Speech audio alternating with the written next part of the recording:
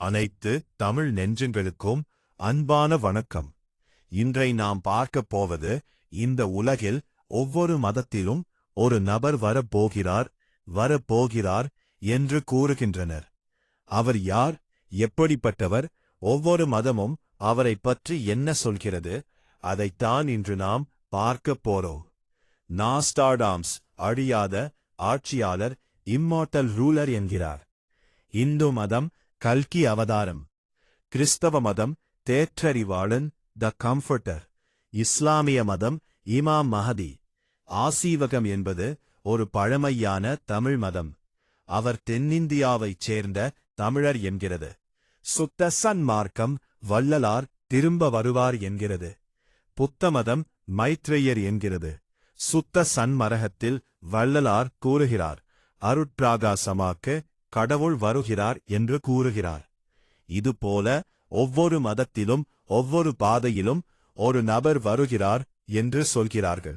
அதைத்தான் இன்று நாம் பார்க்கப் போகிறோம். வாருங்கள், வீடியோவுக்குச் செல்வோம். ஒரு குடையின் கீழ் ஒரு தமிழர் உலகை ஆளப் போகிறார். இந்த உலகில் வாழும் ஒவ்வொரு நபரும் அவர்களின் நாடு, மொழி, மதம் போன்றவை வெவ்வேறாக வித்தியாசமாக இருக்கும். ஆனால் எல்லோரும் கடவுள் என்ற ஒருவர் உள்ளதாகவும் இறை ஆற்றல் என்பதை ஏற்றுக்கொள்கிறார்கள்.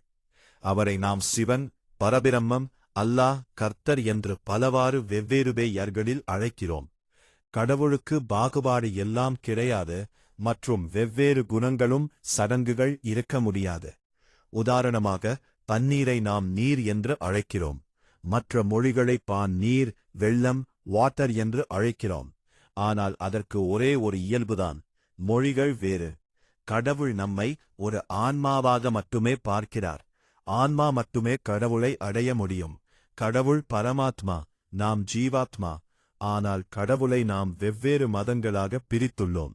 அவர் அந்தந்த நாட்டிற்குத்தான் கடவுள் மற்றும் அவருக்கு வெவ்வேறு குணங்கள், மொழிகள், வெவ்வேறு கடவுளின் வடிவங்கள் போன்றவை உள்ளதா வழிபடுகின்றனர்.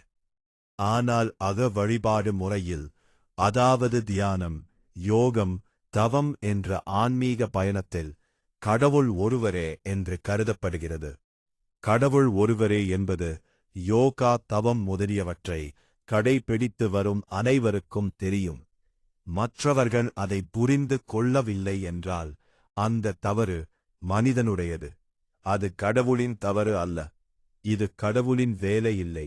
நீங்கள் புரிந்து கொண்டீர்கள் என்று நினைக்கிறேன். விஷயத்திற்கு வருவோம்.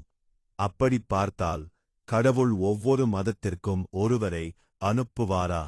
நிச்சயமாகமில்லை. எல்லா மதங்களும் சொல்வது போல், கடவுள் ஒவ்வொரு மதத்திற்கும் ஒருவரை அனுப்பினால் இந்த உலகத்திற்கு என்ன நடக்கும்? ஒவ்வொருவருக்கும் தனித்தனி மக்கள் கூழுவார்கள், கூட்டம் சேரும். அவர்தான் உயர்ந்தவர் என்றும் அல்ல, இவர்தான் உயர்ந்தவர் என்று வாக்குவாதங்கள் தானிருக்கும். உலகம் இன்னும் பிரிவினைகளைச் சந்திக்கும். எனவே மக்கள் மட்டும் ஒன்றுபட முடியாது. இன்னொரு விஷயம், எல்லா மதங்களிலும் ஒருவர் வருவா எனப்படுபவர். அவர் கிருஷ்ணன், இயேசு நபி, புத்தர் போல அவர் மத குருவாக்கவோ அல்லது ஒரு தீர்க்கதரிசியாக்கவோ இருக்க மாட்டார். அவர் எந்த வேதங்களையோ, குரானையோ, ஐபிளையோ புதிதாக கொடுக்க மாட்டார். அவர் வந்த பிறகு இந்த உலகில் எந்த மதமும் இருக்காது. மதங்களே இல்லாத ஒரு நிலை ஏற்படும். இதைத்தான் நோஸ்ட்ராடாமஸ் தெளிவாக கூறுகிறாரார். அவர் ஒரு சிறந்த ஆட்சியாளரா, சிறந்த தலைவராகவும் இருப்பாரார். அவர் மக்களின் துன்பங்களை நீக்கி, பாவங்களை போக்கி, அவர்களை புனிதப்படுத்துவாரார். உண்மையான கடவுள் யார்? அவரை எப்படி அடைவது? அவர் அனைவருக்கும் வழிகாட்டியாக இருப்பாரார். இதைத்தான் இதுவரை நாம் விளக்கியுள்ளோம். இப்போது பார்ப்போம், ஒரே குடையின் கீழ் ஆட்சி செய்யும் ஒரு தமிழனை பற்றி. நாஸ்ட்ராடாமஸ் அழியாத ஆட்சியாளர். ஒரே குடையின் கீழ் ஆட்சி செய்யும் ஒரு தமிழன் உலகையே ஆழ்வான் என்று நம்ப முடிகிறதா? ஏனே என்றா 5 பாருவலும். நாஸ்ட்ராடாமோஸ் ஒரு பிரெஞ்சு தத்துவ ஞானி. 18ஆம் நூற்றாண்டிலிருக்கும் 3700 ஆண்டுகள் வரை லெஸ் ப்ராஃபசீஸ் என்ற புத்தகத்தில் அவர் 4 வரி செய்யுள்கள் போல் பல தீர்க்க தரிசனங்கள் பற்றிய ஒரு புத்தகத்தை எழுதியுள்ளார். இந்திரா காந்தி, ராஜீவ் காந்தி, மன்மோகன் சிங், ஹிட்லர், ஈரட்டை கோபுரம் தகர்ப்பு மற்றும் பல விஷயங்களைப் பற்றி அவர் எழுதியுள்ளார். 3 கடல்களும் சந்திக்கும் இடத்திலிருந்து ஒரு மணி தோன்றுவான். அவர்தான் சாக்காவரத்தைப் பற்றவர். அந்த நாட்டின் பேர் அந்த கடலின் பேரிலிருக்கும். என்றும் கடலின் பேர் ஒரு மதத்தின் பேராகவும் இருக்கலாம். அப்படியானால் அது மிகவும் சரியாக இந்தியாதான். இந்து மகா சமுத்திரம் என்பது அந்த கடலின் பேர். இந்திய பெருங்கடல். கோயில்கள் இருக்கும் ஊரில் அவர் பிறப்பார். வியாழக்கிழமையை புனித நாளாக கொண்டு வருபவர் அவர்தான். அப்படியானால் வியாழக்கிழமையை புனித நாளாக கொண்டுவர்கள் இந்துக்களை. சிவன் மற்றும் மூர்த்தியை மற்றும் சித்தர்கள் குருமார்கள் இவர்களை பெரும்பாலும் இந்துக்கள் வியாழக்கிழமை வழிபடுவர்.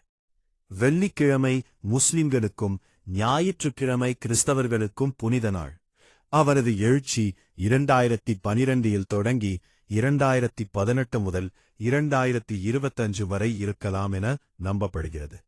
அவர் ஒரு பழைய பாரம்பரிய மதத்தைச் சேர்ந்தவர் என்றாலும் மதம் ஒளியை அடிப்படையாக கொண்டது என்று அவர் கூறுகிறான்.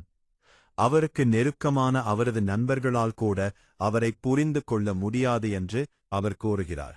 அவருக்கு அருகில் வசிக்கும் மக்கள் கூட அவர் அப்படிப்பட்டவர் என்று நம்புவதில்லை. கொஞ்சம் கொஞ்சமாக அவரின் செயல்களை பார்த்து அவர் மீது மக்கள் நம்பிக்கை வைப்பார்கள். பிறகு அந்த ஊர் மக்களுக்கு அவர் மீது நம்பிக்கை ஏற்படும். பிறகு அவர் ஆளும் மாநிலத்தின் மக்கள் எல்லோருக்கும் அவர் மீதும் நம்பிக்கை ஏற்படும். அதன் பின்னர் அவருடைய நாட்டு மக்களுக்கு அவர் மீது நம்பிக்கை வரும். பின்னர் அவர் முழு உலகத்தையும் ஆழ்வார். அனைத்து மதங்களிலும் நாடுகளிலும் கடவுள் மீது நம்பிக்கையும் நன்மதிப்பு உள்ளவர்களை அவர் தேர்ந்தெடுப்பார். அவர்களுக்கு பொறுப்பையும் பதவியையும் கொடுப்பார். இயற்கையோடு இயைந்த வாழ்க்கையை அவர்களுக்கு கொடுப்பார். அனைத்து உயிரினங்களி இடமும் கருணை காட்டும் பார்வையை அவர்களுக்கு கொடுப்பார். அவர் மக்களை பெரும் இயற்கை பேரழிவுகளிலிருந்து பாதுகாப்பார். எந்த ஏற்ற தாழ்வுகளும் இல்லாமல் எல்லாம் ஒன்றாக இருக்கும் ஒரு நிலையை அவர் உருவாக்குவார். இந்த உலகிலுள்ள மக்களை எந்த பசியோ பட்டினி போர் இல்லாமல் நல்லிணக்கத்துடன் வைத்திருப்பார். எல்லோருக்கும் எல்லாம் இருப்பதை அவர் உறுதி செய்வார். யாரும் எதுவும் இல்லாமல் இருக்கக்கூடாது என்பதை அவர் உறுதி செய்வார். 3ஆம் உலகப் போரை நிறுத்துவார் என்று நாஸ்ட்ராடாமஸ் சொல்கிறார். நாஸ்ட்ராடாமஸ் சொன்ன தீர்க்க தரிசனம் நம்மை ஆளப்போக்கும் தமிழர். 3 கடல்களும் சந்திக்கும் இடத்திலிருந்து ஒரு மணி தோன்றுவான் என்று நாஸ்ட்ராடாமஸ் சொன்னார். அது நிச்சயமாக தென்னைத்தியாதான். அந்த தலைவர் அந்த நாட்டில் ஒரு பழைய மதத்திலிருந்து தோன்றுவார் என்று அவர் கூறுகிறார். நீங்கள் ஒரு தலைவர் என்று சொன்னால் அவர் ஒரு அரசியல்வாதியாக இருந்தாலும் சரி, அவர் ஒரு பிரபலமான நபராக இருந்தாலும் சரி, அவர் அதிகாரத்தில் இருந்தாலும் சரி, அவர் ஒரு ஆன்மீக தலைவராக இருந்தாலும் சரி, அவர் எப்போதும் ஒரு சாதாரண மனிதராகவே இருப்பார். அவரது அண்டை வீட்டாருக்கு கூட அவரை தெரியாது. தமிழ்நாட்டில் தமிழனாக பிறந்தாலும் அவன் ஒரு சிறந்த ஆட்சியாராக இருப்பான். உலகையே ஒரு கூண்டில் அடைத்து ஆளக்கூடிய ஒரு தலைவராக அவனால் இருக்க முடியுமா? ஆனால் அது நிச்சயமில்லை. அந்த மனிதன் ஒரு ராஜயோகமாக, அதாவது குண்டலினி யோகம் அறிந்தவராக இருக்க வேண்டும். குண்டலினி சக்தி மூலாதாரம், சுவாதிஷ்டானம், மணிபூரகம், அநாகதம் சக்தி, ஆக்னா, சஹசிராரம் யானம், 14 வருட தொட்டச்சியான தியானம். குண்டலினி சக்தி மேலே எழுப்பி தலையில் 1000 தாமரையாம். 7வது சக்கர மகிமை சஹசிராரம் சக்கரம். இயக்கி அமிர்தத்தை அதை வைத்திருப்பவர்களால் மட்டுமே அதைச் செய்ய முடியும். இந்த உலகில் உள்ள அனைத்து மக்களும் இரக்க குணமற்ற மனித தன்மையற்ற கார்ப்பரேட்டுகளுக்கு அடிமைகளாக மாறுகிறார்கள். ஆனால் இந்த சத்திய யுகத்தில் இந்த உலகில் உள்ள அனைத்து மக்களும் அத்தகைய தீய அரசியல்வாதிகள் மற்றும் கார்ப்பரேட் அரக்கர்களிடமிருந்து காப்பாற்றப்படுவார்கள். அதர்மம் அழிந்து தர்மம் நிலவும். மேலும் மக்கள் எந்த மிருகங்களையும் கொல்ல மாட்டார்கள். அந்த மிருகங்கள் பேசுவதை மனிதர்கள் புரிந்து கொள்வார்கள். மனிதர்களும் விலங்குகளும் நண்பர்களாக்கி விடுவார்கள். எனவே அந்த விலங்குகளைக் கொன்று சாப்பிடும் ஆசை இல்லாமல் எல்லா மக்களும் சைவத்துக்கு மாறிவிடுவார்கள். தன் வாழ்க்கையைப் போலவே அவன் மற்ற உயிர்களை நேசிக்க வேண்டும். எந்த விலங்குகளையும் கொல்லவோ சாப்பிடவோ கூடாது. அவன் எந்த விதமான வலியையும் அனுபவிக்கக் கூடாது. இதைத்தான் நாஸ்ட்ராடாமஸ் கூறுகிறார்.